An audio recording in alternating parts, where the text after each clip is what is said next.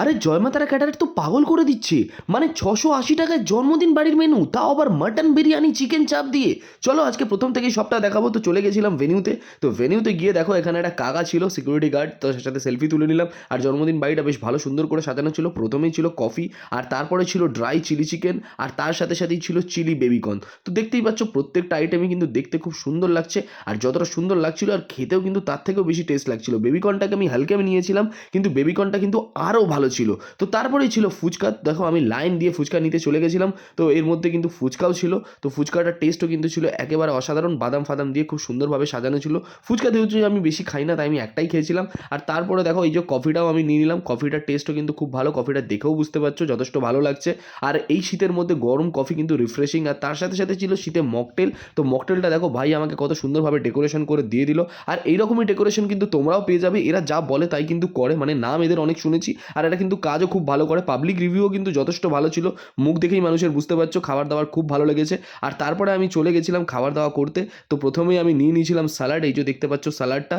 আর এরপরে আমি নিয়ে নিয়েছিলাম হচ্ছে রাধাবল্লভী। আর তারপরে ছিল স্টাফড পটেটো। তো তারপর নিয়েছিলাম আমি ফিশ ফ্রাই। আর তারপরে তার সাথে কাসুন্দি ছিল। আর তারপরে নিয়ে নিয়েছিলাম আমি বিরিয়ানি। আর বিরিয়ানির আলুটাও দেখতে পাচ্ছ কতটা বড়। আর তার সাথে সাথে মাটনের পিসগুলো আমার ভাগ্যে কিন্তু একটা নাল্লি পিস পড়েছিল। আর দেখতে পাচ্ছ প্লেটটা কত সুন্দরভাবে সাজিয়ে দিয়েছে। আর তারপরেই দিয়ে দিয়েছিল চিকেন চাপ। আর প্রত্যেকটা আইটেম কিন্তু খুবই সুন্দর লাগছিল দেখতে। আর চলো এবার আমি খেয়ে নেবো। প্রথমে রাধাবল্লভীটা দিয়ে খেয়ে নিলাম স্টাফ পটেটোটা। আর স্টাফ পটেটোটা কিন্তু চিংড়ি মাছ দিয়ে স্টাফিংস ছিল।